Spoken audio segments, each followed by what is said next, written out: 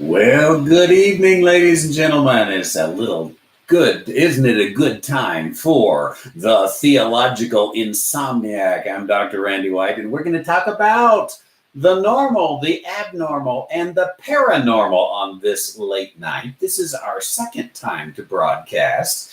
And as I mentioned last night, spur of the moment, we won't do it all the time, but we'll do it sometimes when it's fun, when I'm awake, when we got stuff to talk about. And when you're up, how's that sound? So I don't know how long we'll be here tonight. We'll be here till you fall asleep, I guess, or I fall asleep one, or we run out of things to talk about. We'll have a good time. I hope sound and video is all good. I explained just a little bit last night that it's a one-man show when I'm here. I've put this little makeshift studio together in my shed, which makes a little bit of echo problem. I've got to hang a blanket on the wall or something.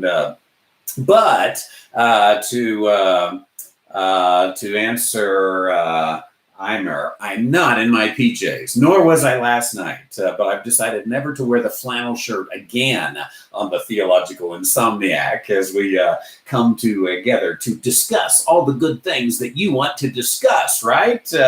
And I see lots of chats already that are coming in, and looking forward to just checking all these things out and seeing what it is you've got to talk about tonight. I got a few things. Let's get us started with a few things. I was just reading a couple of things. One is, it's a Fox News article that says much of San Francisco Bay Area under shelter-in-place order due to coronavirus.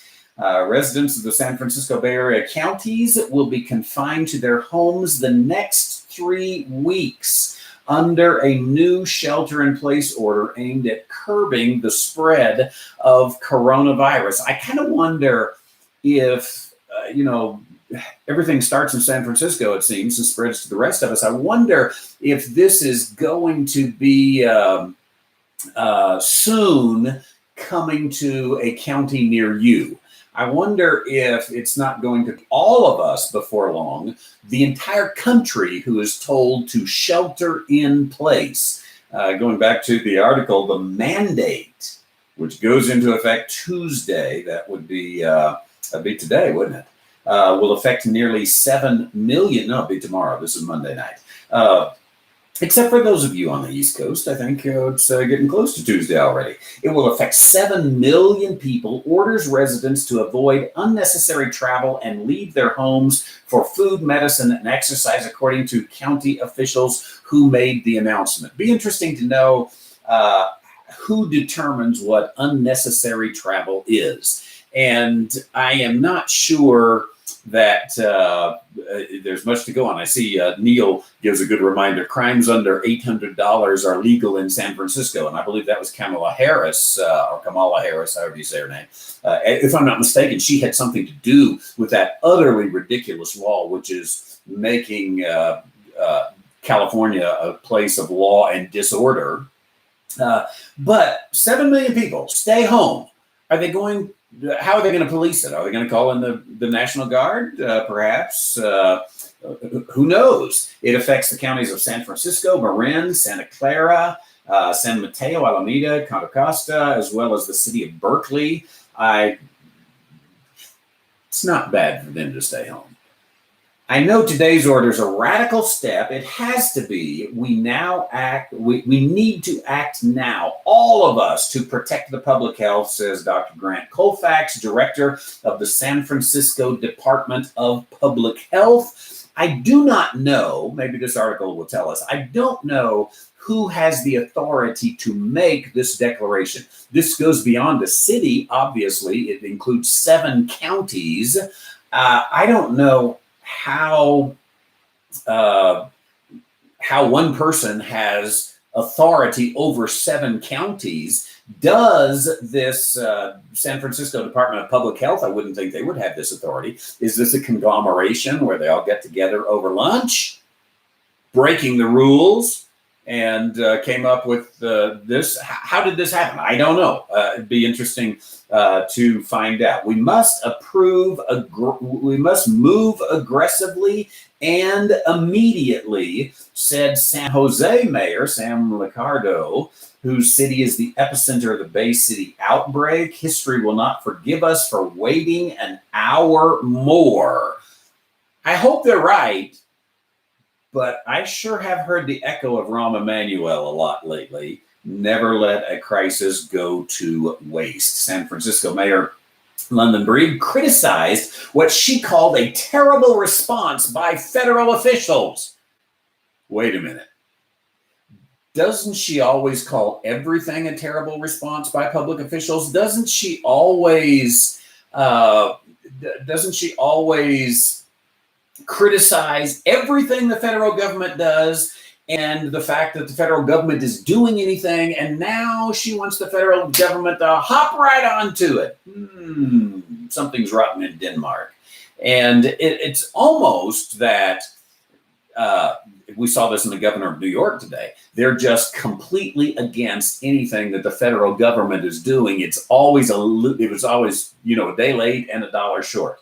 The order tells people to work from home unless they provide essential services such as public safety, sanitation. I guess that would mean like scooping up the poop of the homeless people that are allowed to do it in San Francisco. I'm not sure. Sanitation, medical services, pharmacies, and banks will remain open. I don't know why a bank is an essential service. While restaurants will open only for takeout. I guess you can get in your car and go get takeout, little Kentucky Fried Chicken, finger licking good.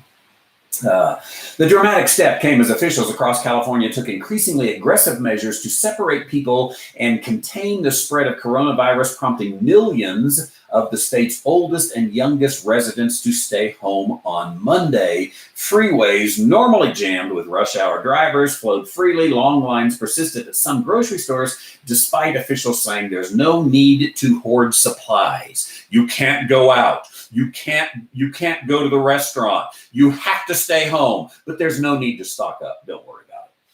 It's all going to be fine. On Sunday, it says, Governor Gavin Newsom urged the state's 5.3 million people who are under 65 and older and those with chronic health conditions to isolate at home. He also called for bars, wineries, nightclubs, and brew pubs to close.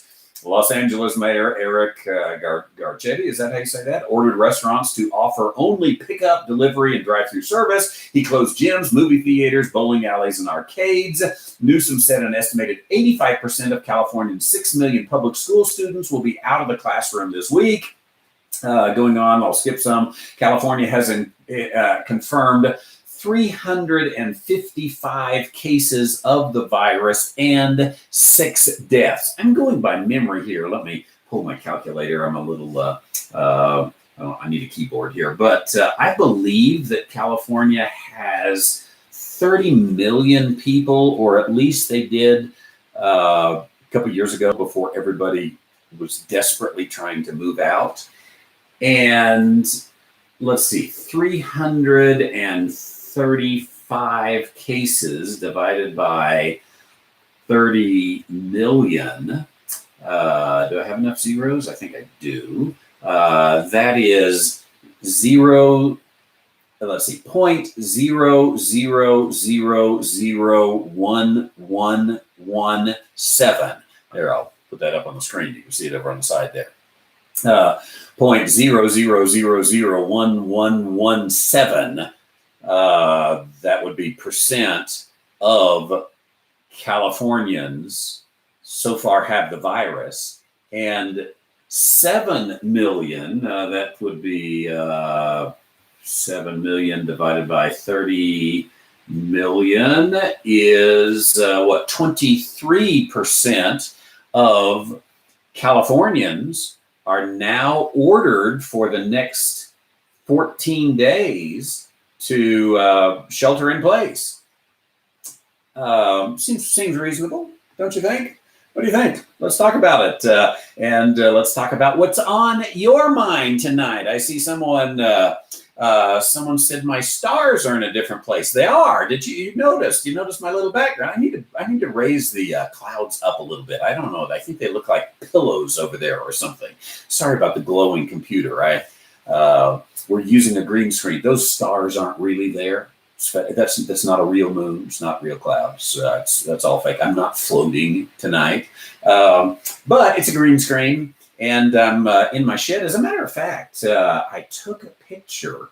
Let's see if I can show you the picture. I'm not sure if I can bring this up here, but I took a picture last night of what this room actually looks like. You might not be as impressed if I show you what it actually looks like. Let's see here. I think I can bring it to you. It's not such a pretty picture. Now that I look at this, maybe I shouldn't show you, because you might not be as impressed with our utterly unbelievable set. There it is. There's a little chair I sit in, that little green thing sitting behind me, my computer, a little heater over off to the side there, the window right up above me that you see there, a little control box, quite a little mess, things sitting around. That's the way we roll. But hey, it makes it look good to you, doesn't it?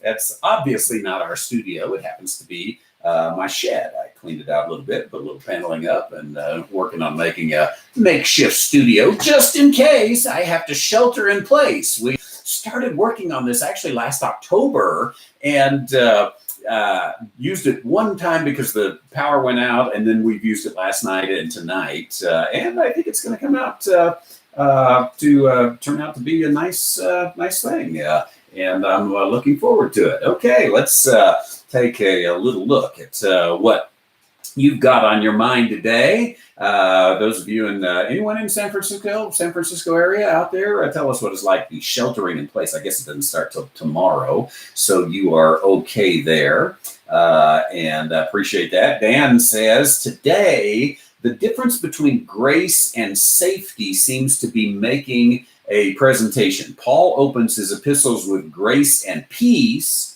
and when he talks about the end times, he says peace and safety, 1 Thessalonians 5:3. These days are when people are seeing the comparison of grace and safety. Interesting observation there, that there is this attempt that we all so desperately want grace and safety.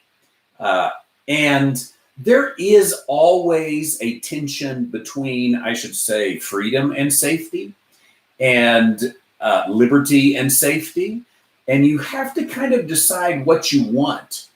And I think that for me, give me liberty or give me death is where I'm going to stand. I think that's where Americans have stood through the years. And I do want to try to cooperate with officials who are saying, hey, this would really help us if you do that. I mean, it's kind of my spirit to help do that, but I am just seeing such overkill on this. I see Roger up in Fresno says, what happens after the 14 days of isolation? Another 14 days? I think somewhere, even in San Francisco, I think somewhere the people begin to say, no more.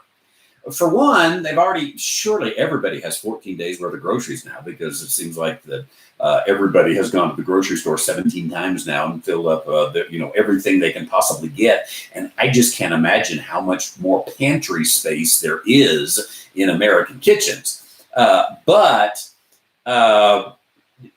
after that food's gone, okay, you get used to, you'll get carry out, and you go back to the grocery stores a few times, but mom's home, dad's home, 3 kids are home, 2 dogs are home. The government just keeps saying, don't get out of your house anymore. Someday that thing boils over. That's a powder keg. And I think someday people, is it 14 days? We could probably live with it for 14 days if they continue to tell us how quickly we're going to die. But I don't know how long this thing goes before there really is, the sudden turn of people. Again, maybe I'm wrong there, but as Dan here says, that President Trump said it could go on till August. Are Americans going to live with these kind of limitations until then? I tell you, the only way they are, and I might say the only way they should be, is if there is actually, I hate to say it this way, but if there's actually some fruit to the threats. They tell us how bad this thing is going to get, with better or the numbers adding up. Now, I may totally be wrong on this, and I think you ought to determine yourself, and none of us are really going to know until it's after the fact. But again, what I see in these coronavirus numbers, and here's some of them right here. We looked at these a little bit last night. Tonight it's up to 182,000. That, I think last night it was 167. But notice let's see if we can make this dot work. 316, it was, no, the yellow line is other locations, so it's 100,000, and 317, 101,000. China has been leveled off for a long time, as you see. The green line here is recoveries, which are definitely going up. I guess right here in these, let's see if I can, does that pull that out? Yeah, it does. Looks like it's flattened off. One day is not enough to go by at all, by any means. But it's just the same. You have to be careful with charts. You project them out, but what if they had projected out China right here? It would have shot up to the roof. Now, somehow China, what do they say, flattened the curve?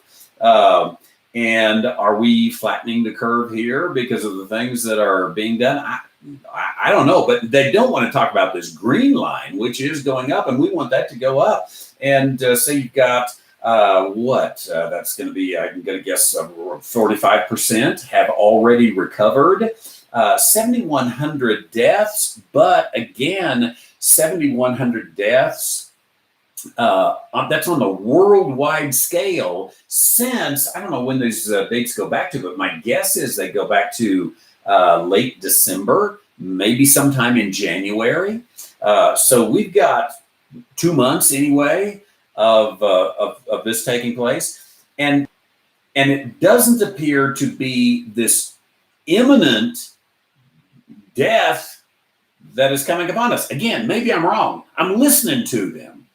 And the moment I figure out I'm wrong on this, I will come on and say, I am wrong on this, and let's do everything we can possibly do. But I think it's a power grab, unfortunately. It looks to me like a power grab. Even if you take, let's take Italy here. Let me come back over, and let's just look at Italy for a moment. 27,000 cases. Let's call it 28,000 cases. I do happen to know that there are 60 million people who live in Italy. So that's 0.00046. Oh, see, it is bad. Percent. So I don't even know how you say that in a number, honestly. But in Italy, again, you've got 2,100 deaths out of 60 million people, and it appeers to be. I know we're not. We've been told. Oh, slap this on the hand. Don't call it flu. It's not like the flu. Don't. No. And yet, I don't know. Can we find current numbers on flu deaths? And let's say flu deaths 2020. I'll try that. And see here, weekly U.S. flu surveillance report. Here's the CDC. Mortality. Trying to find something that may be on there. Show you this screen that I'm looking at here.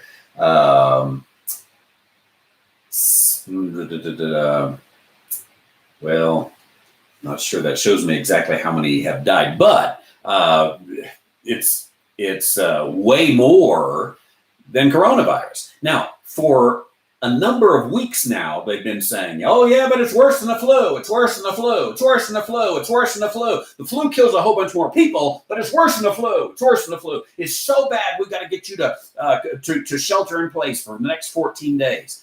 Again, somebody, please, I'll read the text. Somebody, please tell me where I'm missing it.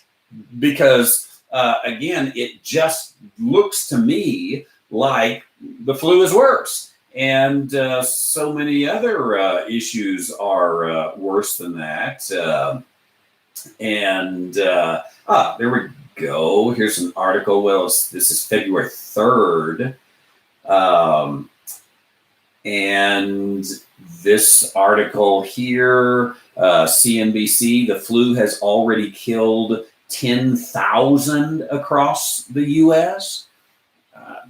So that was, again, what did I say, February the 3rd? February the 4th is when that article was updated.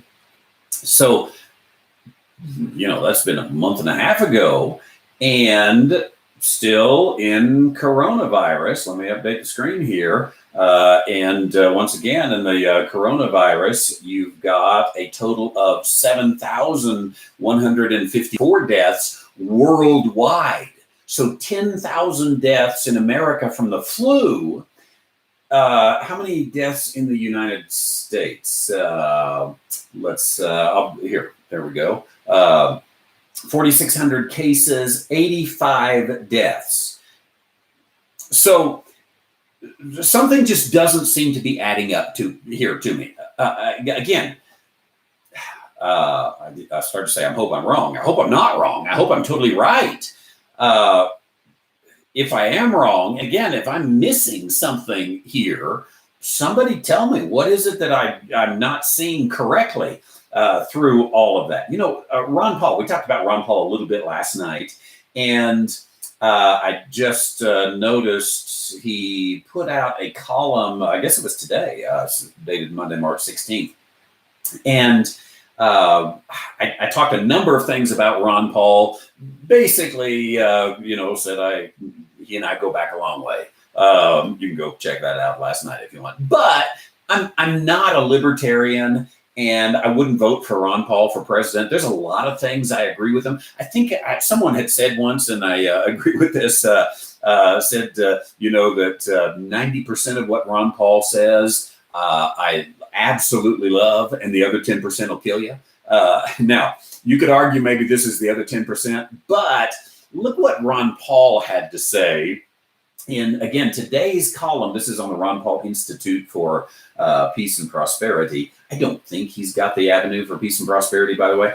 But let's look what he says. Governments love crises because when the people are fearful, they are more willing to give up freedoms for promises that the government will take care of them. After 9/11, for example, Americans accepted the near total destruction of their civil liberties in the Patriot Act's hollow promises for security.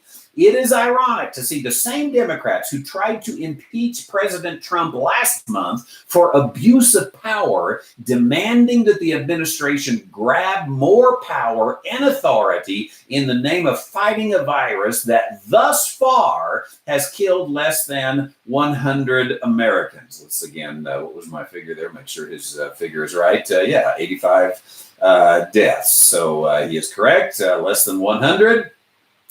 Declaring a pandemic emergency on Friday, President Trump now claims the power to quarantine individuals suspected of being influenced by the virus, and as Politico writes, stop and seize any plane, train, or automobile to stymie the spread of the contagious disease. He can even call out the military to cordon off a U.S. city or state.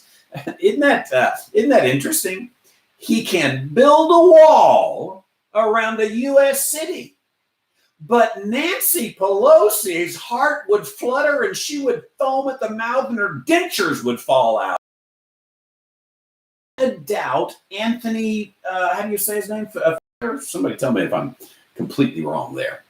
I've seen him, what I can see anyway. I wonder, every Democrat seems to love this Dr. Fauci, but that always makes me suspicious. Everybody loves him. Oh, hey, Trump's terrible, terrible, terrible. But boy, Fauci is through all of this, and all of that. I know some of you are saying there's buffering. Hopefully that will catch up here and be all good. You might lower your broadcast streaming rate if you know how to do that. But let's go on in the article. It says the chief fearmonger of the Trump administration is without doubt Anthony Fauci, head of the National Institute of Allergy and Infectious Diseases at the National Institutes of Health. Fauci is all over the media serving up outright falsehoods to stir up even more panic. He testified to Congress that the death rate for the coronavirus is 10 times that of the seasonal flu, a claim without any scientific basis. Now, that's kind of what I've been seeing is here's all these claims. Here's all these numbers. I don't know about scientific basis, and I'm not even good at math, but I figure out that's not the same math. Something's up here. Again, something's rotten in Denmark, right? On Face the Nation, Fauci did his best to further damage an already tanking economy by stating, right now, personally, myself, I wouldn't go to a restaurant. He has pushed for closing the entire country down for 14 days. San Francisco loves Anthony Fauci. They're going to go with his recommendations. All the liberals seem to love this guy. Again, he's a doctor. He seems kind of scientific. He's head of the national something of the national something. And therefore, he's right. Trump's a bad guy, big orange, bad. But at least he's got this guy who's going to say this. Why are they all so loving this guy? Especially if Ron Paul's right here, and I'm assuming Ron Paul is right, that he testified before Congress that the rate of the death rate for coronavirus is 10 times that of the seasonal flu. That just simply cannot be true. There's no numbers that seem to back that up. It goes on to say, if anything, what people like Fauci and other fearmongers are demanding will likely make the disease worse. The martial law they dream about will leave people hunkered down inside their homes instead of going outdoors or to the beach where the sunshine and fresh air would help boost immunity. The panic produced by these fearmongers is likely helping spread the disease as massive crowds rush into Walmart and Costco for that last roll of toilet paper. I think he's right there. And remember, this is Dr. Paul speaking, Dr. Ron Paul. He knows a little bit about medicine. He practiced medicine for many, many years and ran for Congress, lost a seat, ran again, won, served a number of years. And it goes on to say the madness over the coronavirus is not limited to politicians and the medical community. The head of the neoconservative Atlantic Council wrote an editorial this week urging NATO to pass an Article 5 declaration of war against the COVID-19 virus. That looks to me like, let's bring martial law worldwide. That's how I would interpret that. He goes on to say, it gets a little humorous here, are they going to send in tanks and drones to wipe out these microscopic enemies? People should ask themselves whether this coronavirus pandemic could be a big hoax. Now, let's talk about question the assumptions right here. I say question the assumptions all the time. And that's what he's asking people to do here, Ron Paul.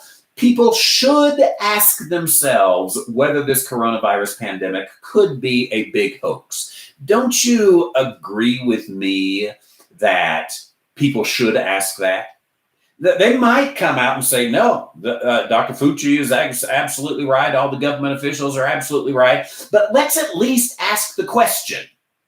And unfortunately, it seems like very few people in the Trump administration, and I'm a big Trump fan, but very few people in the Trump administration are asking, is this a hoax? Very few people, I don't know of a state government that's asking, is this a hoax? There's probably a local government around somewhere, but none that I've experienced. are asking if it's a hoax. Most individuals are kind of going along with it. There's a few, obviously, like me and you. We're asking whether it's a big hoax, but it's a legitimate question, isn't it? Can't we ask the question? For those of you who are convinced that it's not a hoax, give us the evidence. That's what we want. Give us the evidence.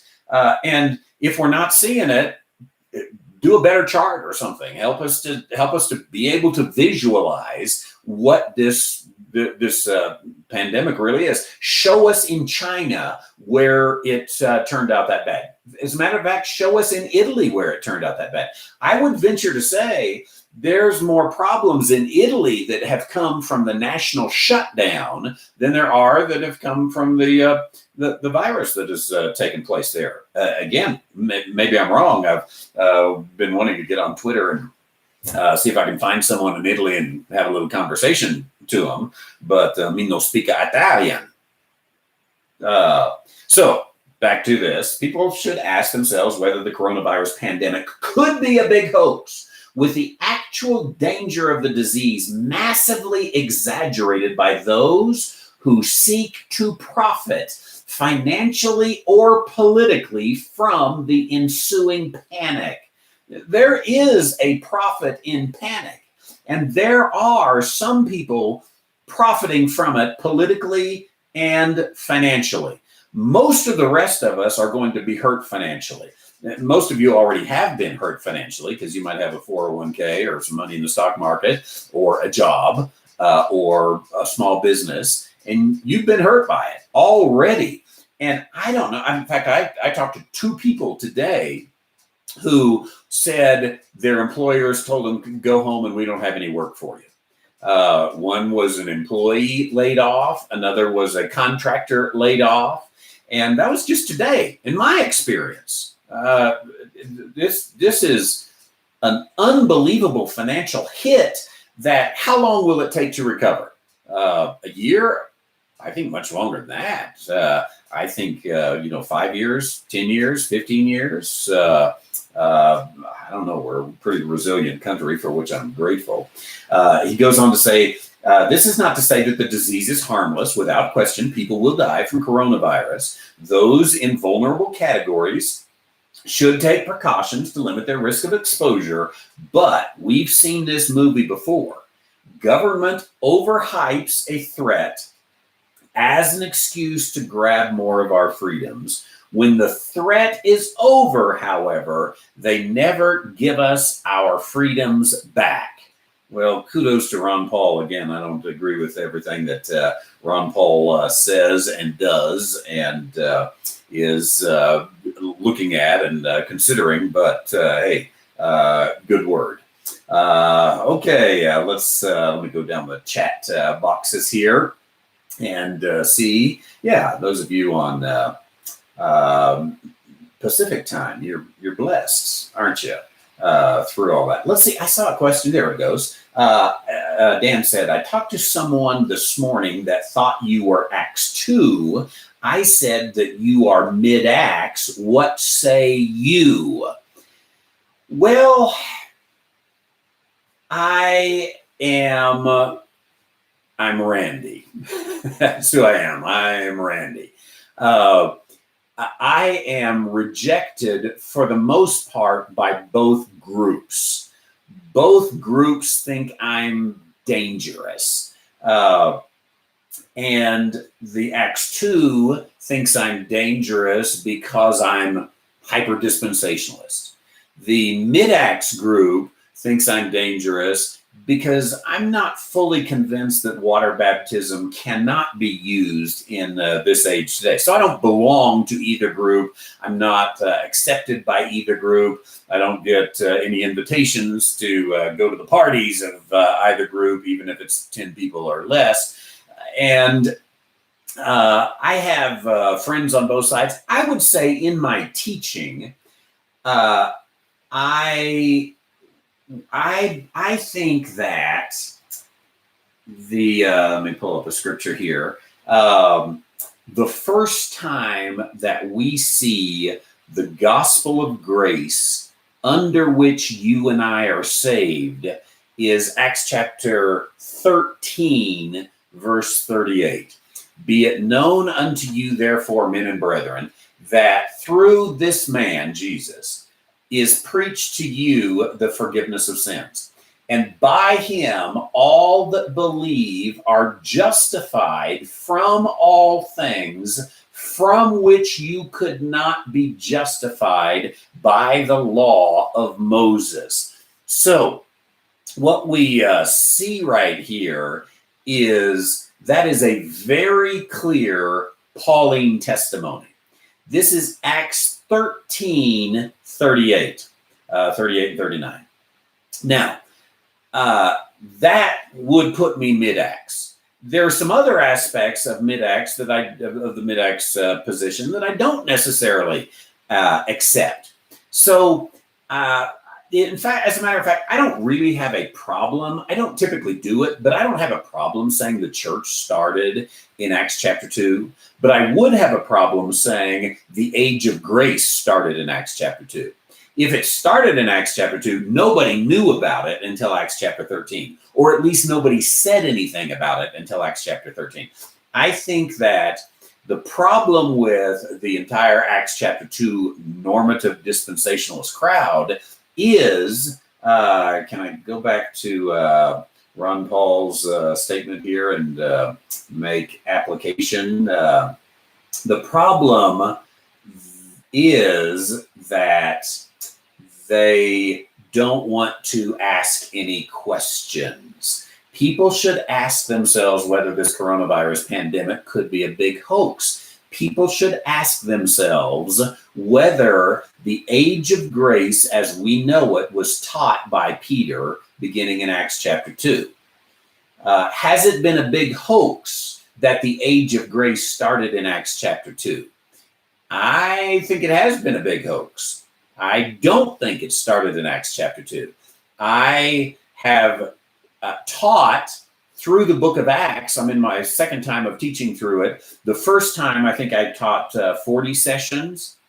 That was in 2015, 14, 15 in there. I had about 40 sessions in the book of Acts. And the second time I'm teaching it, as many of you know now, and I think this past Sunday was session number 56. And I'm only deep into the 17th chapter of the book of Acts. So I'm going through it very, very closely. So I might say, and I would entertain any kind of debate here, I might say I think I know the book of Acts probably better than, and this is going to sound arrogant, better than 98% of the people out there. And I'll be happy to argue it with you.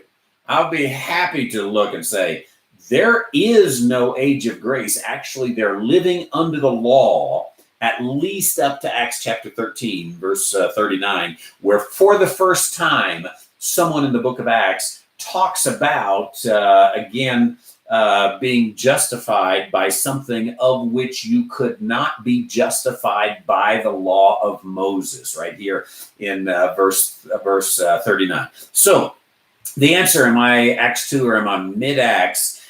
The answer is I'm a little bit of a hybrid. And I theologically, I probably would align more closely with the mid-Acts group. But even they, and we got some friends, I think Pastor Joel is on here tonight. He's a card-carrying mid-Acts, and I love him. And he would say to me, friendly, he said, I don't agree with you on everything. My friend Brian Ross, talked to him today in Grand Rapids Mission. He's very much mid-Acts, and we agree on so many things theologically. He would say to me, hey, I don't agree with you on everything. We don't agree on who the saints are, for that matter, is quite well known. David Reed, another mid-Acts friend that I chatted with Stephanie, his wife, about something just today. So I got lots in the Mid-Acts family. Then I've also got lots of independent fundamentalist Baptists that are Acts 2. I've got lots of Southern Baptist friends from my former life. And that they, for the most part, don't know there is a book of Acts, except for church growth purposes, and that's all I've ever studied of it. I've never done a verse by verse study because you don't do that as a Southern Baptist. But I'm a little bit of a hybrid there on that, I guess, would be the answer to that particular question. I do remember one time. Probably, I've been in Taos nearly 5 years, and it was before I moved to Taos. So let's say 6, 7, 8 years ago, maybe. I got a phone call from, I won't bring his name in, you would know him. And he said, "Hey, I'm getting calls, people saying that you're a hyper-dispensationalist. Are you a hyper-dispensationalist?" No, I'm not a hyper-dispensationalist. Of course I'm not a hyper-dispensationalist. Me? And then I hung up the phone and I Googled hyper-dispensationalist to see what one was. And then I thought, oh, well, maybe a little bit. Okay, I'm hyper. I mean, I stay up, till who knows all hours of the night, talking theology and what do we talk here? We talk the late night commentary, if you're just joining us, on the normal, the abnormal, and the paranormal. So far, I don't think we've talked about anything normal tonight, unless you want to bring normative dispensationalism in there. I really don't like that term because there is no such thing. And let me go to that. For the person who says, no, you've either got to be at mid-acts, or Acts 2. You got to land there because that's the two positions. I'd say not so fast. There's a lot of Schofield that is not Acts 2. There's a lot of Schofield that's Acts 2. Schofield was his own guy. I've got a quote here from Schofield. Let me pull it up. Some of you have seen this before in our Galatians study. But Schofield said, here we go. He said, "We have, most of us, been reared and now live under the influence of Galatianism. Protestant theology, alas, is for the most part thoroughly Galatianized, in that neither law nor grace are given their distinct and separate places as in the counsels of God, but are mingled together in one incoherent system." That is evangelicalism today. And yet the dispensationalists who don't like Randy White because he separates some of these things and doesn't mingle them together, they're the ones guilty of doing what Schofield says. There's a lot of Schofield. Read in the Schofield Bible, read his introduction to Acts. When you read the Schofield introduction to Acts, you say, you know what? He sounds mid-Acts. He doesn't quite go there, but he's his own man is what he is. Now, the truth is, I'm going back to these normative dispensationalists. Schofield and Ryrie don't agree with one another. They take very different positions, and yet they would be called normative dispensationalists. Why is it? There is no such thing. So anyway, the normative dispensationalists don't like me. The Acts 2, they like me more. They stay up with me late at night. But if I had to choose, I'm going to go with mid-Acts. If I have to put myself in a category, I don't really like the categories. And I'm not really a title guy anyway. I pastor a Baptist church, and the Baptists don't like me. I live in Taos, New Mexico, but I'm not New Age. Just on and on I can go where, yeah, you could peg me as something, and you'd probably be wrong. I think that that all of us ought to be allergic a little bit to these titles that probably are not true of any of us. And we'll move on. How's that? See what we've got here on your chat box today.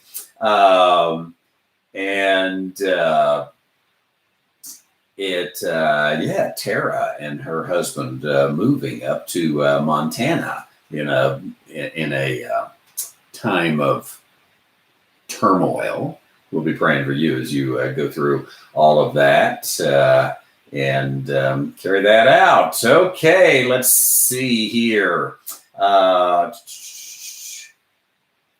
Some of going back to some of these older buffering comments. I am streaming from a computer, and that isn't always the best way to stream. There's little $800 devices you can get that are dedicated, and they do a little better job. So you may run across a few problems like that. Sorry about that. But I see up in Washington State got 1080 and no problems yet. So excellent. Okay, let's see. Someone says, Gregory says, Stanley County. I guess that's the county in North Carolina where you are. Stanley County Sheriff's Department will not process CCH permits, concealed carry handgun permits, for 30 days because they have to touch people while doing fingerprints. I agree then with a great comment. Put on gloves and wear a mask, for crying out loud. Almost sounds like they're looking for a reason. Bob up in Minnesota. Minnesota's governor ordered all restaurants and bars closed except for pickup, drive-up delivery for food. I wonder, how many of you have that going on in your place now where the restaurants are closing down? So far, New Mexico is 50% capacity. The restaurants can be open, but at 50% capacity. So I went today to the hamburger joint that I love to go to for lunch. And every other table, they had a little sign on it, closed by edict of the Queen. That's not what it said. That's what I would have said, because I'm not very politically correct, speaking of our governess. But that's where we are now. So I have noticed a lot of these places. I think New York, I heard the governor of New York today, and they're doing the same thing, I believe, where you can only do pickup and delivery of food. You know, is there any science behind that? Is the risk of infection greater at a restaurant or if we go to restaurants? Maybe that's just sort of pop science that, would seem like, somebody's bound to slobber on the table and then they're going to get the coronavirus and then, young Bubba's going to come in and he's going to wipe his hand in it and then he's going to wipe his, mouth and then he's going to go home and hug his grandma and grandma's going to get it and we're going to overload the system. Is that just pure speculation, or is there anything to it? Could they have said, "Hey, we really need the restaurants to use 70 proof alcohol"? Is there a clear and present danger by going to restaurants? Again, somebody tell me, Dr. Fauci or Fucci or whoever, what is it? And I believe even today, Donald Trump, and I'm trying to figure out how to process all of this, Joel, I want to come to your comment here in a minute, is that, no gatherings more than 10 people. And I'm pretty sure I just heard this, so I didn't have the benefit of the visual. But I'm pretty sure there were more than 10 people in the room in which he was saying no gatherings of more than 10 people.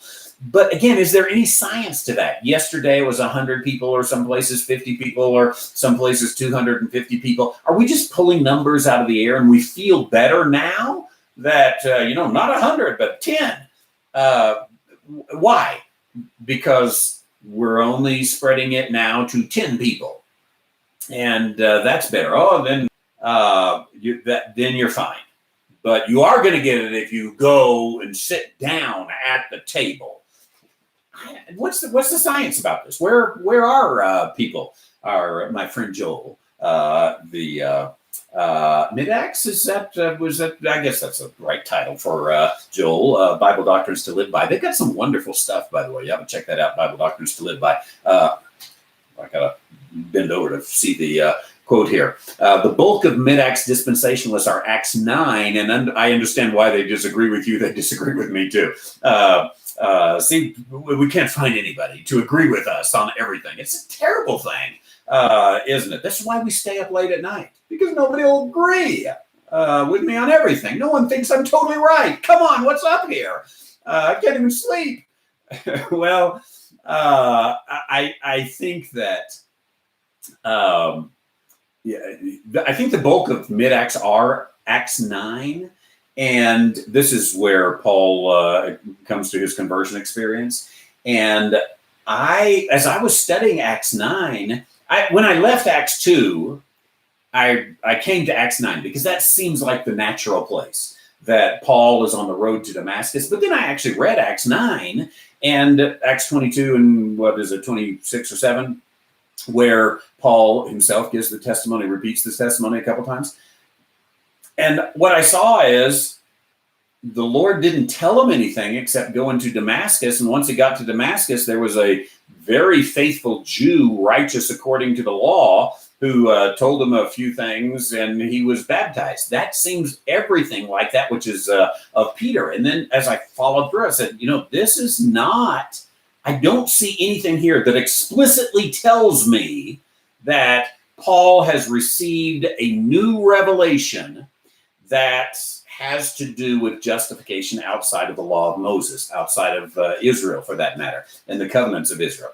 I didn't see that there at all until I got to Acts 13, and that's where I see it. So I don't know if I'm supposed to be mid-Acts or ultra-dispensationalist or hyper-dispensationalist or just Joel's friend. That's good enough. They don't like you, so they don't like me either. How's that? In there. Amen. Okay, let's see. Stephen, says, I heard Dennis Prager say over 35,000 flu deaths this year alone, and no one has panicked. We're always afraid of the new, and I just think we ought to be careful of not being afraid of the boogeyman. I think I've mentioned this before, but I live in the mountains. Y'all know that. And it's an isolated area. I have a window up here. You can see the stars, can't you? And there's literally nothing for, I don't know how many miles. There's just, one hill, a mountain, all that kind of stuff. And I noticed that some people who come and visit me are kind of amazed and really kind of scared, especially when it gets dark. And I can see it in them. I can hear it in them. And what it is they're afraid of the boogeyman. There's really nothing out there. You'd be much safer spending the night out there, other than it's, maybe a little bit cold. And I don't know how to find my temperature here, but it's not too bad tonight. 34 degrees right now. It's above freezing. You'd be fine tonight. But outside of the cold, you'd be very safe out there. Basically, any time of the year, you'd be very safe out there. You could find any spot that you found comfortable. You could lay down. You would be fine. I would do that before I would sleep in the park in town. And yet most people would be more scared to be out there. And the reason is Bigfoot, Sasquatch, whatever you call them in your part of the country. because we're scared of that which we don't know. And once we know it, we're comfortable with it.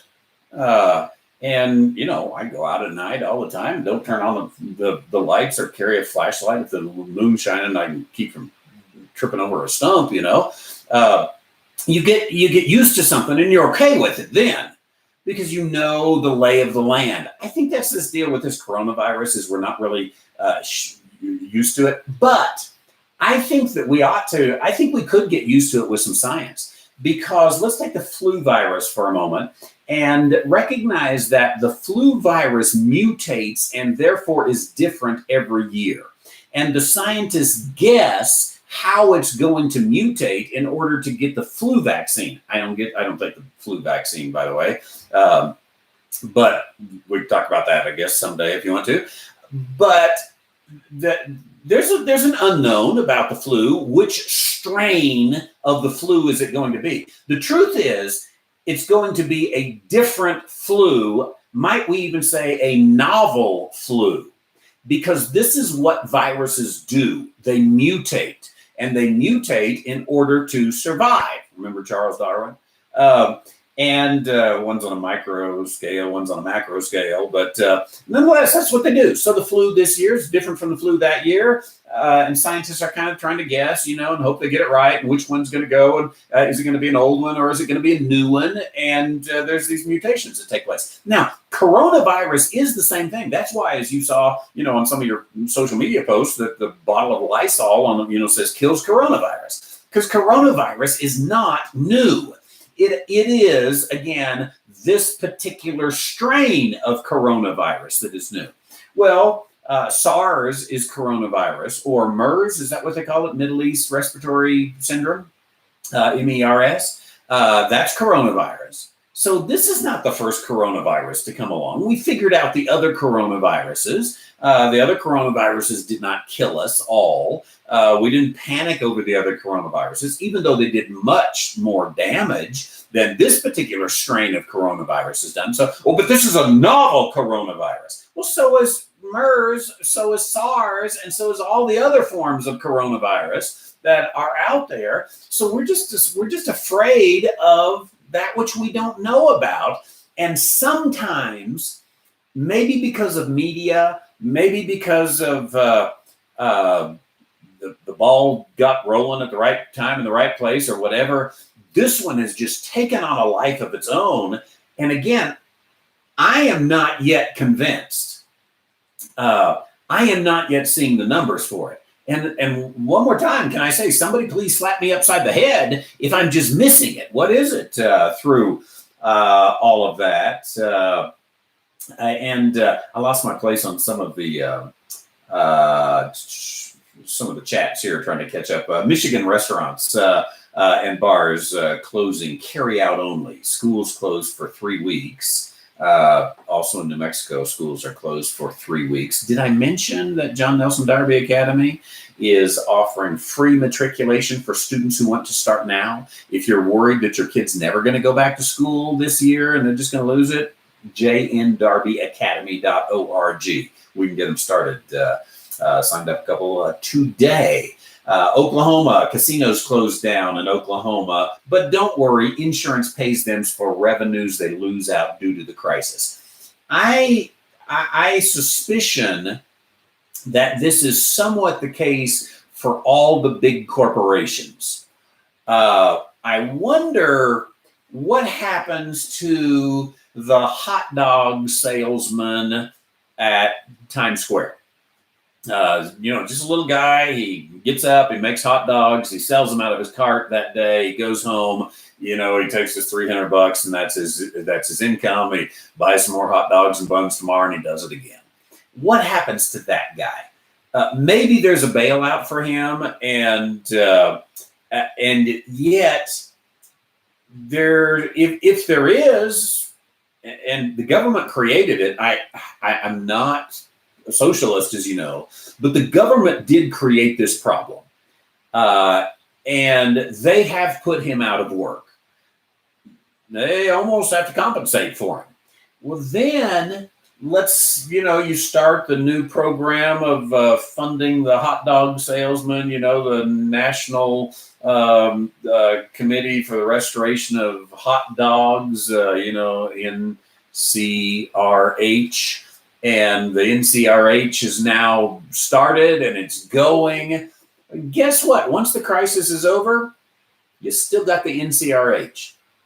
And they're going to do their work. And now that the hot dog salesman doesn't need to be rescued anymore, now they say, well, we better make sure that in the future, hot dog carts have $100,000 of contingency insurance.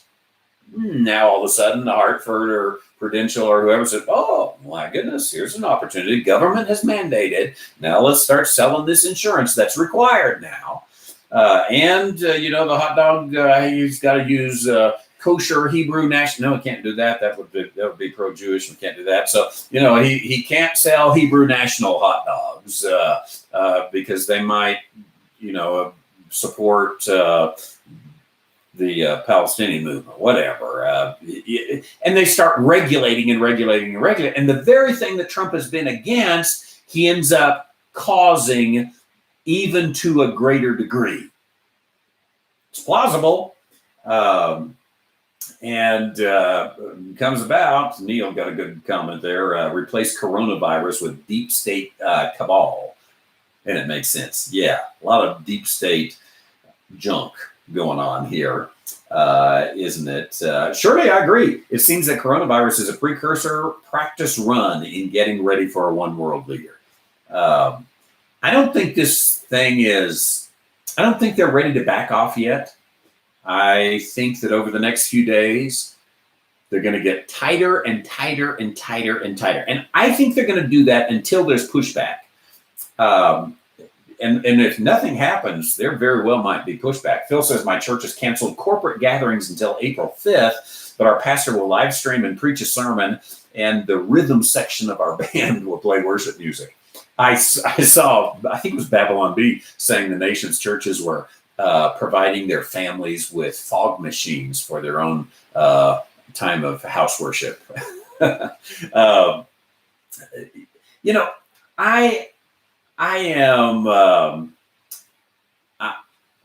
not going to criticize any pastor for the decision that he makes because he's got all these forces on him, and I don't know what his congregation is. I don't know what he's hearing from his congregation. I don't, there's just too many things for me to judge whether a church should or should not decide to have worship. I think it's an individual church matter. And so I don't know. We've chosen to have it. I think we will continue to have it at Taos First Baptist. And, I noticed again the president suggested today, it's not yet an order, but suggested today that we should not get in groups of more than 10.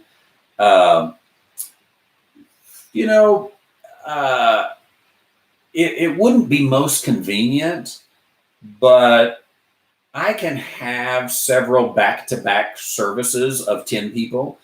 I don't mind doing that because I like to talk. The sermon gets better each time. I used to preach 4 sermons every weekend when I was in Katy, Texas. Did 1 Saturday night, 3 Sunday morning, all back-to-back. And if I did 4 then, why can't I do 4 now? Let's do 10 apiece. Make an appointment on which worship service you're going to go to. And I don't have to have a show. Those of you who have been in our congregation before know that ain't no show going on. We sing a little bit. Sometimes it sounds pretty good. Sometimes. Few times. Every now and then. But trust me, they're not asking us to make albums. And so, hey, we can get together, 10 people, sing a hymn or 2, a cappella. I'll preach. I don't have a problem with that. I'll do it all day long if people come in groups of 10. And for that matter, I kind of like small groups. So I think we'll keep meeting, even if I have to do it over and over and over and over again on these Sundays, and carry that out. And we'll just see here. Let's see. We've got some things you'd like to talk about here, and I'm way behind on all of this. Do they have a cure for corona? Even though there are those, and a big percentage already being cured through the medical priority of treatment, can they allow corona victims to freely get medication or help without endangering others? This is, I don't know, I want to call it supply side. What if we actually decided to treat those who haven't? We're attempting to stop anybody from getting it. Maybe medically, that's the only way you can go. But maybe we can and will eventually find treatments. There are antivirals. I assume they've tested these antivirals that you take for flu, for example, to make sure that it's not effective. I think that there's not really a cure for the flu. They treat the symptoms. They try to keep a person from getting pneumonia or a complication that comes from the flu. But I don't think we really have a cure for the flu or the common cold, for that matter. You just try to make it better and make it through. But I do kind of wonder. Let's see. What the first coronavirus bill, wasn't that $8 billion? Does memory serve me correctly? Not this one they're trying to work out now, but the first one was like $8 billion. What if we had just said, what if the U.S. government had said, we will write an $8 billion check to someone who can provide for us a stop? I don't care if it's a cure or not, but let's stop it. For example, we don't have a cure to HIV, which killed, 36 million people, but we stopped it. So if you can give us a stop within the next 30 days, we will write you a check, your company, for $8 billion. You'll be set. I think there's enough ingenuity out there that then that company turns around and says, hey, you scientists, if you can figure out, you scientists who work for our research and development, if you can figure this out, we're writing you a check for $1.5 billion. That's a lot of incentive. I tell you, I'd stay up till 2 a.m. working on that one, wouldn't you? The people would be working round the clock. Maybe that happens is, maybe you don't need the profit incentive, but I tell you, a profit incentive is an incentive. Maybe we're looking at this the wrong way in carrying all this about through all that. Thanks for that comment. I'm so far behind on all your. We got lots of comments coming through tonight. I think you all like to talk a little tonight. What about Ananias? Let's go back to Acts. So Ananias, when you look at Ananias in, let's see, we're talking the Ananias, I'm assuming we're talking about the Ananias that is told to go and meet Paul in Acts chapter 9. I'm going to have to get me a keyboard up here so I don't have to reach across the table. So we see Ananias in, chapter 9, verse 10. There was a certain disciple at Damascus named Ananias. Now, he was a disciple of what? That is, what was his belief system? What was his doctrine? The only thing we've seen thus far is that doctrine of Peter. So he is part of Peter's doctrinal system, and his name is Ananias. And the Lord came to him and said in a vision, Ananias, behold, here I am.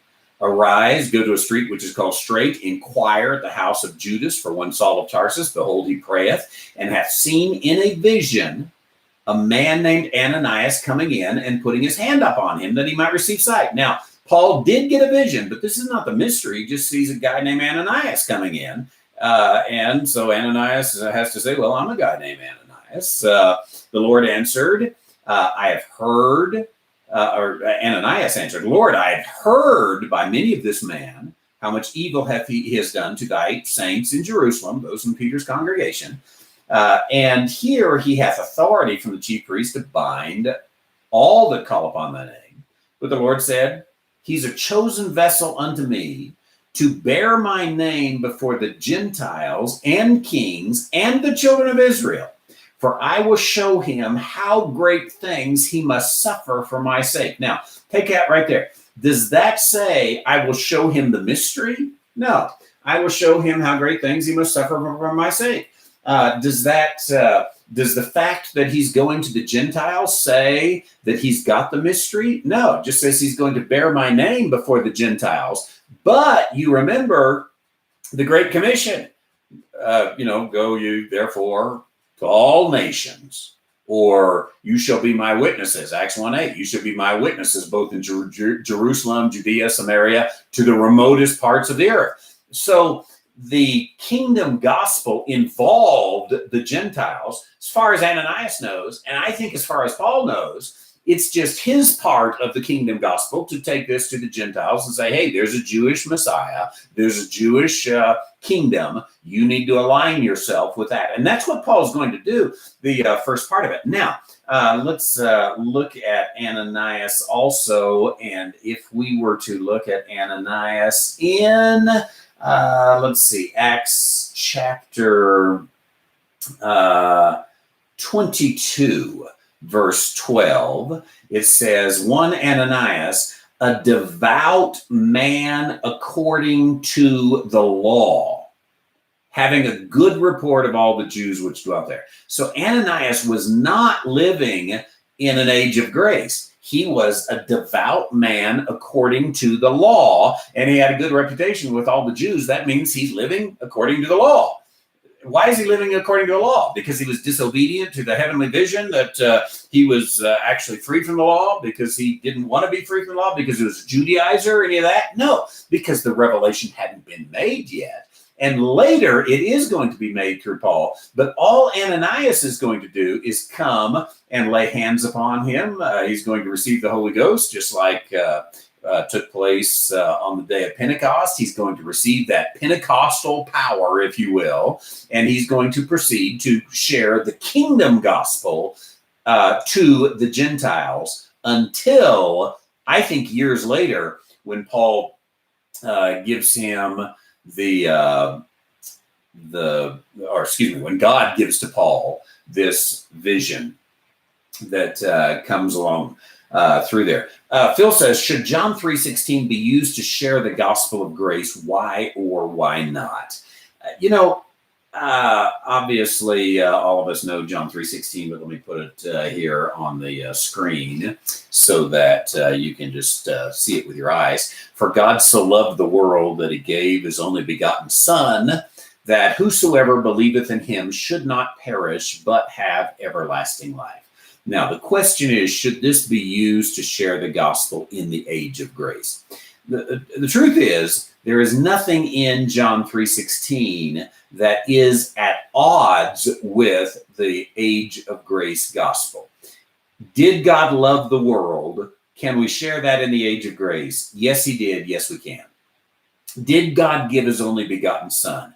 Yes, he did. Can we share that? Yes, we can. We would obviously want to take like 1 Corinthians 15 or something, 1-4, and share how he gave his only begotten Son. But we want to do that whether we use the Gospel of John or something else. He gave his only begotten Son, born of a virgin, lived a sinless life, crucified, died a sinner's death, was buried, rose again on the third day, and then has ascended into heaven. It's true. He gave his only begotten Son. that whosoever believeth in him should not perish. Is that true in the age of grace? Absolutely. Whosoever believeth in him should not perish. And that was, as a matter of fact, that phrase right there was prophesied that the day that would come. It was prophesied. Joel says, the day would come when whosoever calls upon the name of the Lord would be saved. So was that true for the kingdom gospel? Yes. Was it true? Is it true for the grace gospel? Yes. It's absolutely true. But have everlasting life can be used to share the gospel. But the issue is not can it be used. The issue is should it be used. And I would say no, it should not. For that matter, I don't use Romans chapter 10 anymore to share the gospel. Whoever believes with his mouth, believes in his heart, confesses with his mouth, Jesus is Lord. Whoever calls upon the name of the Lord will be saved. Those chapter 10, verses 9 and verse 13. They can be used to share the gospel, but I don't think they should be. Here's the reason, both for John 3:16 or Romans chapter 10. The reason is somebody's going to go and read the rest of the chapter. And when you read the rest of the chapter, or for that matter, you read the rest of the book, we're studying the Gospel of John on our Wednesday night studies. And when you do that, you see that these are not in the context of the gospel of grace. They're in the context of the kingdom. And of course, you see that earlier on in the gospel of, the third chapter. Except a man be born again, he cannot see the kingdom of God. So this is about the kingdom of God and how to be born again in order to see the kingdom of God. When I share the gospel, I am not leading people to see the kingdom of God. I believe the kingdom of God is the future physical reign of Christ on earth among the brotherhood of the Jews or the nation of the Jews. I'm not talking to this Gentile out here in Taos, New Mexico about how to get into that kingdom, because that kingdom is not even promised to them. I'm talking about a grace gift that God is offering to them, in which he has totally satisfied all the demands of their sin and of the demands of God to be Lord of the dead and the living. And now, therefore, he is offering a gift of individual salvation, eternal life, that when you're absent from the body, you'll be present with the Lord. That's what I am offering. It's a different thing. So here you have, and evangelicals especially get caught up in this, you have a thing of similarity. These two things are similar, and so they must be the same, right? And I think that's that leads to confusion, and we don't want to lead to confusion through all that.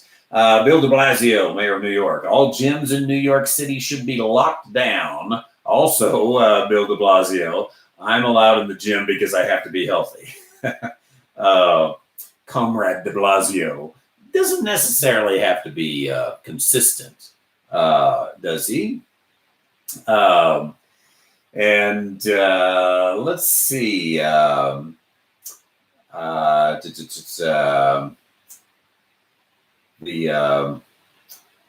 Lost my place there. Let's see. Okay, let me back up. I want to make sure I didn't miss anything. Ron Moore, the virus scare can be a good reason for families hunkering down at home to have biblical discussions. Don't miss an opportunity to study God's word. Really is a prime opportunity. Yeah, I would say if you are a mom or a dad, take this time to teach your kids something. Hey, kids, we're going to be home. I think Pastor Roger did a great job on his online Bible study tonight. Was this the first one, Pastor Roger? I'm not sure. But check out Roger Feenster's online Bible study Monday nights. And he talked a little bit about there's something that had been passed on. I think Jeff maybe put this on his Facebook, that, it's time to teach your kid how to change the oil or change the tire. There's plenty of things that could be taught. Learn Greek. Start learning something. Do some things. Teach your kids how to, install a light fixture. Whatever. There's so many good opportunities right now just to say, hey, kids, this is a very unique time. Let's learn something that we wouldn't have learned otherwise. Teach them how to play 42. Yeah, right? 42 is an adult game. You have to think. You have to take dominoes, and you have to do stuff with them. Teach them how to do that. You might have to teach yourself first. But find something that's intellectually stimulating and that your kids later will remember, because they're going to remember this. If they're above, 6, 7 years old, they're going to remember this thing forever. So why not use it? Say, hey, remember when the entire world shut down in that pandemic back in 2020? Yeah, I remember. That's when Dad, showed me how to sharpen the lawnmower blade or whatever it is. Do something. I think it's a great opportunity that we got here. When life gives lemons, make lemonade, right?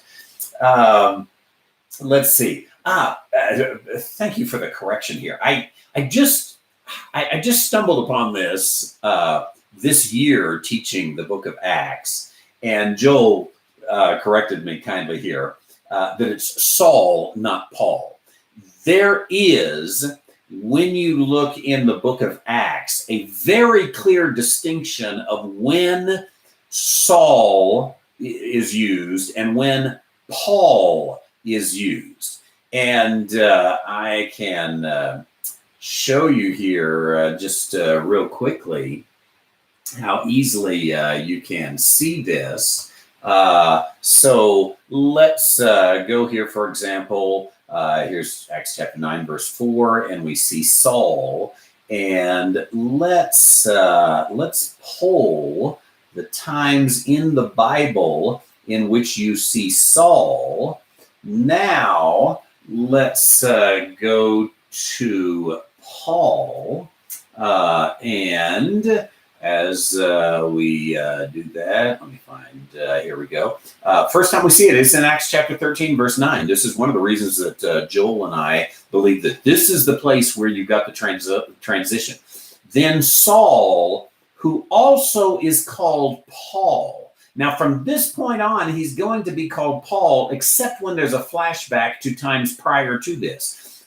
Let's pull up Paul here, and then let me put these side by side, and let's limit this to the book of Acts on Paul. Let's see, I have got this in, there we go, get it big.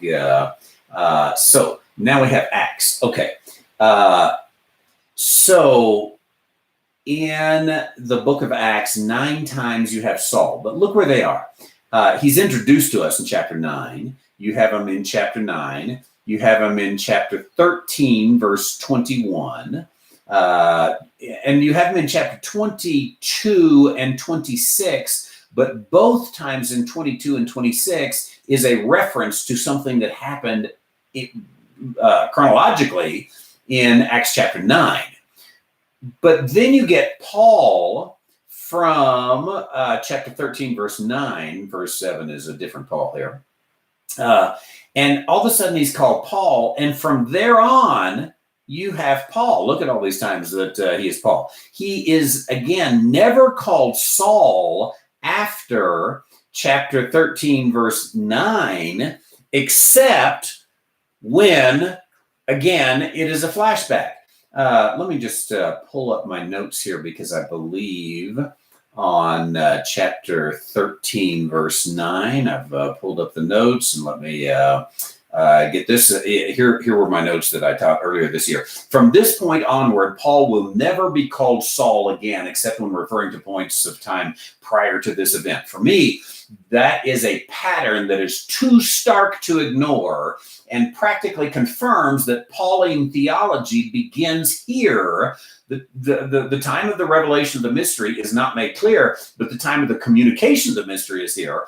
Paul was here filled with the Holy Ghost, though the grammar does not require a new word of a fresh filling, but it's literally having been filled. This could be a simple reminder of the previous filling. That's going on to talk about the end of that verse. But the important part that I want to bring up is this pattern of Saul and then Paul from that point on, from chapter 13, verse 9 on. It's Paul. That pattern you can't just ignore and say, they used to call him Saul. And almost every commentary, evangelical, me included until this past year, they miss that pattern and they just say, yeah, Saul, Paul, he was called Paul some places, he was called Saul some places. No, there's a pattern there on where he was called Saul and where he was called Paul. And I think we ought to notice those patterns. And you do that when you do some word studies. And you pull up things like this and you begin to see, hey, it's not that these were not intermingled. When you take Peter, for example, he's sometimes called Simon, he's sometimes called Peter, he's sometimes called Simon Peter, and he's sometimes called Cephas. But it's all mixed up. There's no pattern there. So you say, sometimes he's called Simon, sometimes he's called Peter, sometimes he's called Simon Peter, and sometimes he's called Cephas. And there is no pattern. There is a pattern between Saul and Paul. And I think when it's Paul, you've got Pauline theology. When it's Saul, you've got Peter's theology. Very important designation. Thanks for reminding me of that, Joel. And so a couple questions from Stephen. How many churches have you pastored? I'll go all the way back to the beginning. As I reach over here and turn the heater down. I started my first job in a church was the youth director at the First Baptist Church of Moran, Texas. And they had a beautiful little church. I would imagine that I can pull up a picture. Here we go. There, I just Googled it and found there it is, the First Baptist Church of Moran. Looks like the sky got a little cloudy there. This is the new windows. We bought those new windows in the 80s. I think it was about $10,000 to replace the windows. The building was built in the 1920s. And had the addition of this elevator right here to the side. Go in there and come up and then out, and the people could get in. Had a little basement down here and a beautiful auditorium in it. And that's where I was when I was a seminary student, the youth director, as we call them, at the First Baptist Church of Moran, Texas. Then from there, I graduated from seminary in 1990, and I went for 2.5 years. I was I went through several jobs in 2.5 years. I started out as the minister of activities, and then I was the minister of activities and single adults, and then I was the associate pastor before I left, which is kind of a pastoral care job. Sounded pretty good, but I was 25 to 27 years old there at the Pioneer Drive Baptist Church in Abilene, Texas, which is a large church in Abilene. My mentor was from there, Jack Riddle Hoover, who was just an old time Texas preacher. Now my first pastorate, then I was 27 years old. And that was at the First Baptist Church of Monday, Texas. That is between Sunday and Tuesday, if you're not familiar with that. Here's a nice little picture of it. See if I can pull that up to size there. There we go. The First Baptist Church of Monday, Texas. And that sign right there, I was a part of purchasing that sign. that was there. We purchased that during my years of ministry there. Nice place. I was there from 92 to 95, about 27 years old to about 30 years old. Little town, 1,700 people at that point. I don't think there's that many there now.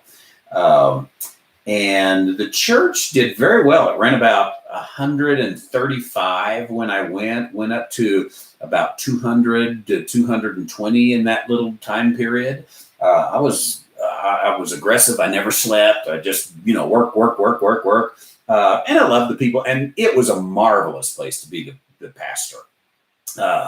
I think it's a shame today that young pastors don't start out in little farming towns with a bunch of old people in the church, because that is the place to learn how to do it. Those people loved me. They forgave me of so many things. Our son was born while we lived there, and our daughter was just a little under a year when we moved there. Just absolutely marvelous. I learned to preach there. I learned to study there. I learned to pastor there. I learned to evangelize there. First Baptist Church of Munday, Texas. So that was my first real where I was the pastor. From there, I went to the First Baptist Church of Kaufman, Texas. And that is southeast of Dallas. Let's see, I'm not finding a good picture of that. Let me try adding a Texas there. See, well, they have since relocated and built a new building, and I don't see a picture of the church there, so I won't show you that. How's that? But I was the pastor at the First Baptist Church of Kaufman, Texas for about 5 years. And so that was my second church. That was a church that ran about 350 people when I started and about 500 people when I left. So when I was young, I could grow a church. I'll tell you why. Because I did all the Southern Baptist denominational stuff that you're supposed to do, which is group dynamics. And I did the whole group dynamic thing, and yeah, it worked.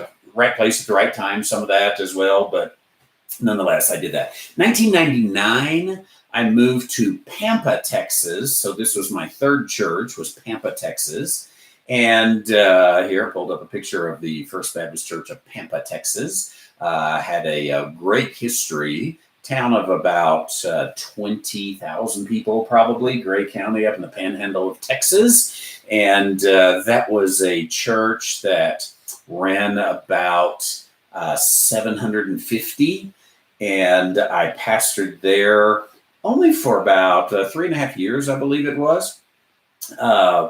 And really have very fond memories of that as well. Pampa, Texas is where I became a conservative theologically, and began to align myself with conservative Southern Baptist conservatives. That didn't always go over well, but nonetheless, loved my time in Pampa, Texas. And then from there, I went to First Baptist Church of Katy, Texas. So that was my fourth church. And see if I can pull up a picture of the First Baptist Church of Katy. Let's see. Here's let me get that up size there just a little bit. There is the First Baptist Church of Katy, Texas. And that church ran, it was about the same size as the Pampa Church, about 750. We would, sometimes go over 1,000, 1,200. And if you count Easter, then, 16, 17, 1,800. But I pastored there for 12 years prior to coming to the First Baptist Church of Taos, New Mexico. And most of you have seen a picture of the Taos First Baptist Church, but let's see if I can find you a decent little picture. We'll choose this one. It comes off our website. There's 4 pictures. How's that? We have spring, summer, winter, fall, a church for all seasons. Let's see here. I'll show you I don't know why we got This Is Your Life going on here tonight. I'll pull up another picture. Here's an older picture. There's been some improvements to the building, but not much. We just got new windows is all, and a new stucco. So it's a little darker brown than that now, but there's our little church. Right here's an older picture. I believe this is from the 40s or the 50s of our little church. So it's a beautiful little place. By the way, most of you have seen the inside. I just noticed this is on Google, so I'll pull it out. The inside doesn't look like this, but we'd love to remodel someday and sort of make it look a little bit nicer than it does today. We just need a bunch of money. That's all it takes. It's a church that runs in the wintertime, 40 people, in the summertime, maybe 60 people. And it is absolutely a joy to pastor. So is that 5 churches that I have pastored? It's late night. We can talk about all that kind of stuff, can't we? Let's see. Have y'all gone to sleep yet? Are you still with me? Let's see. So that was question number 1. How many churches have you pastored? What was your biggest issue you have faced in ministry so far?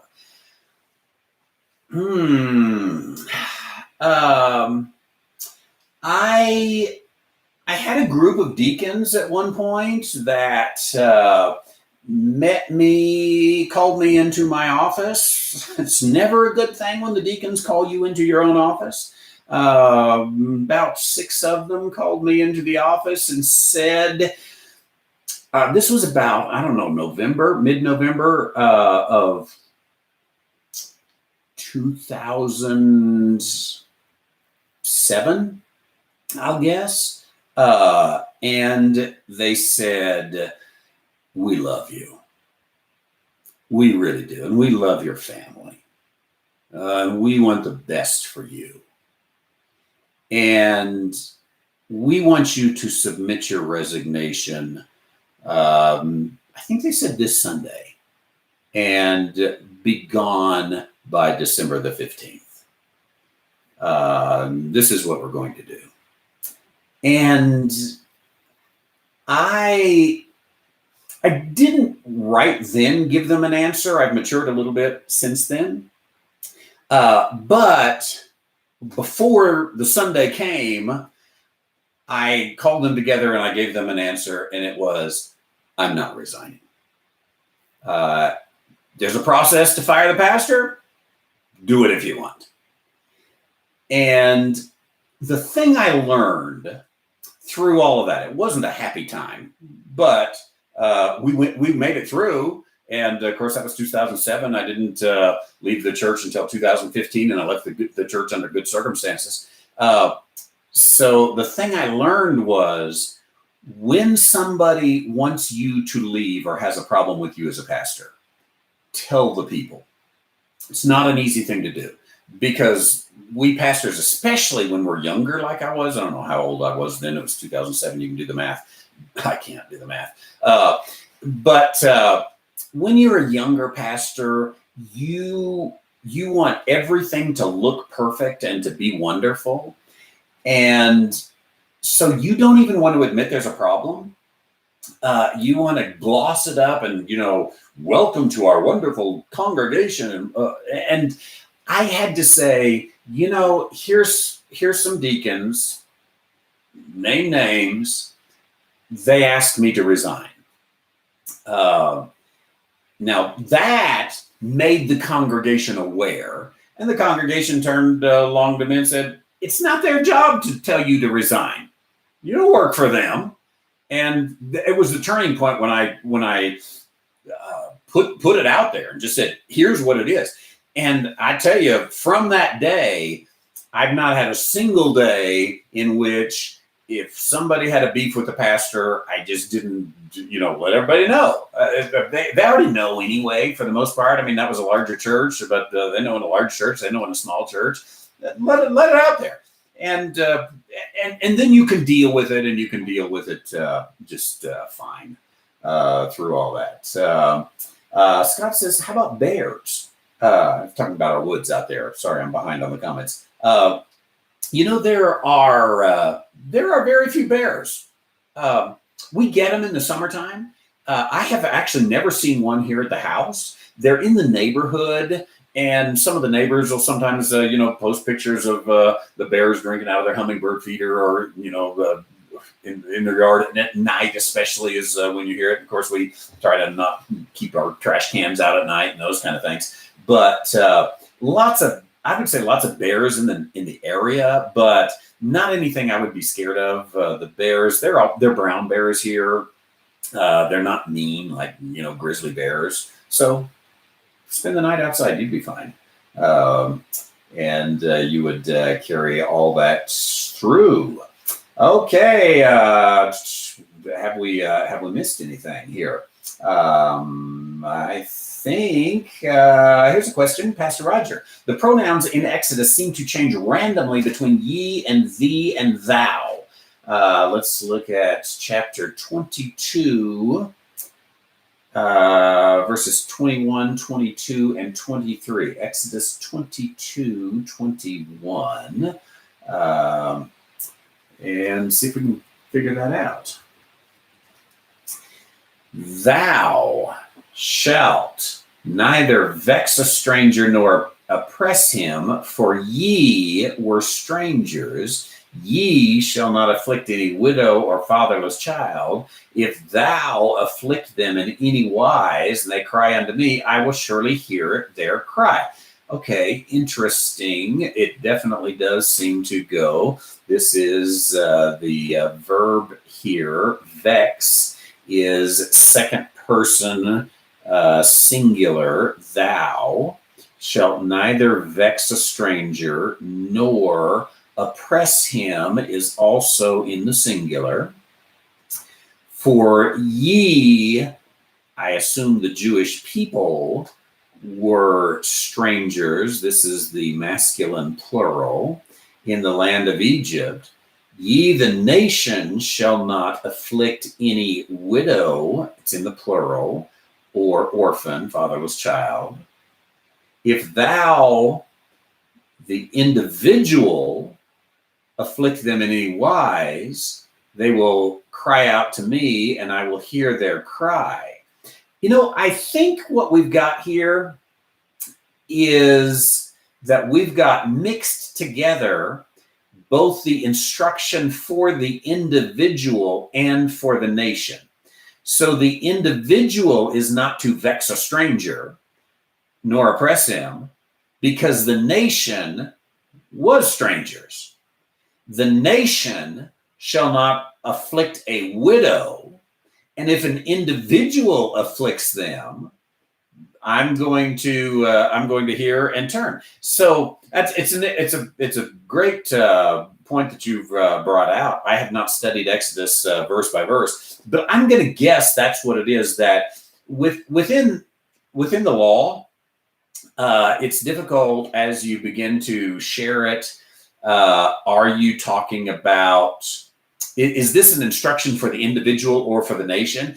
And the answer in many cases is yes.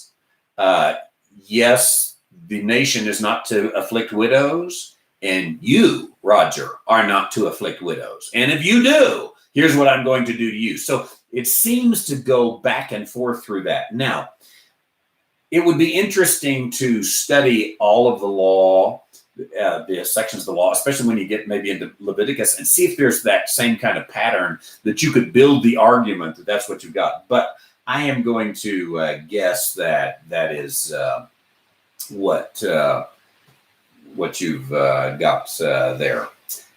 Interesting. Joel's asking about does anyone ever pastor the Second Baptist Church? He's referring to the fact that I went from the First Baptist Church to the First Baptist Church to the First Baptist Church to the First Baptist Church. Now I'm at the First Baptist Church.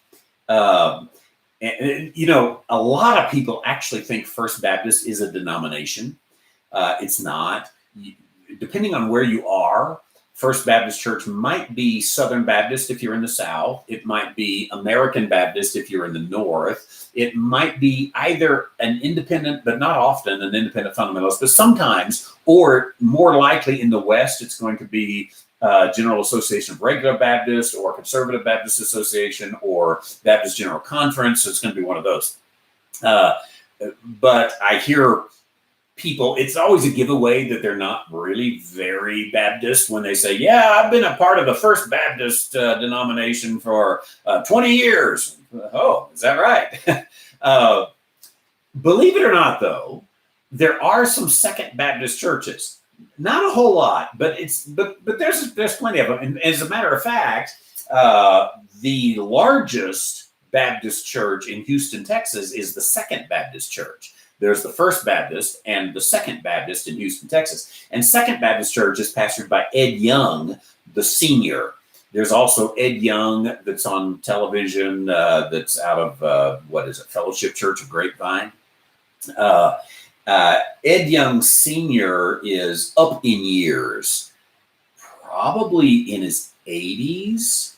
It's a multi-campus church. It'd be very interesting to see what happens when Ed Young is no longer on the scene.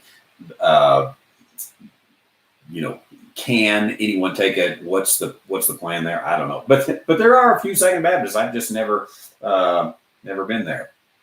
How about that? Bob says there's a Fourth Baptist Church in Minneapolis. I wonder if there's a Third Baptist to the Second Power.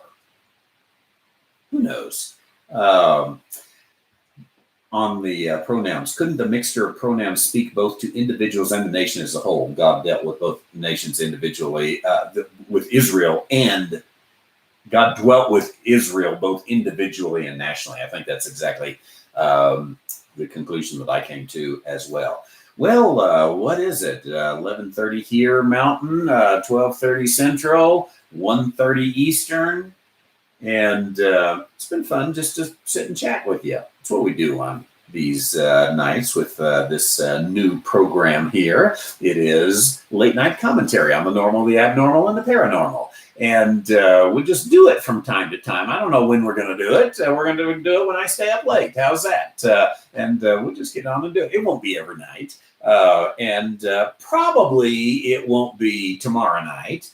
But who knows? If I'm up and feeling talkative, maybe I'll just turn the camera on. That's the nice thing about this little shed I've got right here. If you missed earlier in the program, there's the picture of this astounding studio that we've got right here.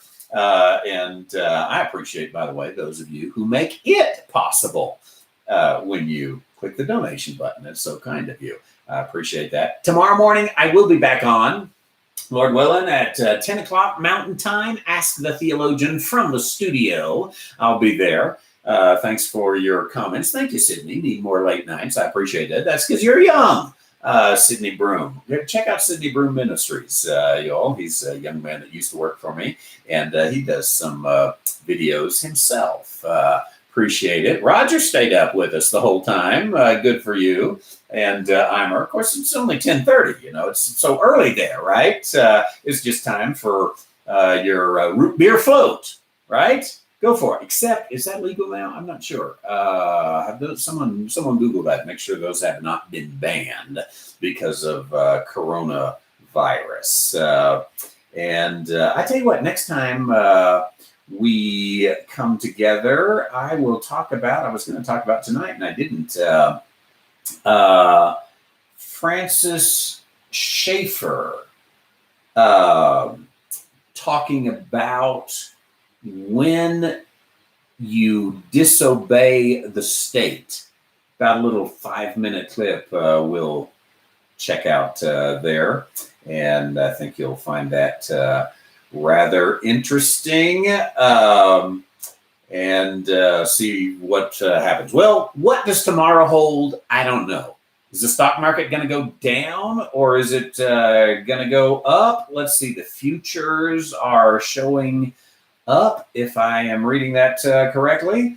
And maybe not. I'm not sure. I think the futures are up. But who knows by tomorrow morning? I think we're going to be up, down, all around. Nobody's going to know what to do. Business is not going to expand. People are not going to invest because what is the government going to do and how long is this thing going to last? I think till this gets over, we got a rocky road ahead of us, and it will be it'll be a fun ride, right? Thanks for being with us here tonight. I so appreciate you. It has been a blessing. I'm Randy White. I'll see you at 10 a.m. tomorrow on Tuesday for Ask the Theologian.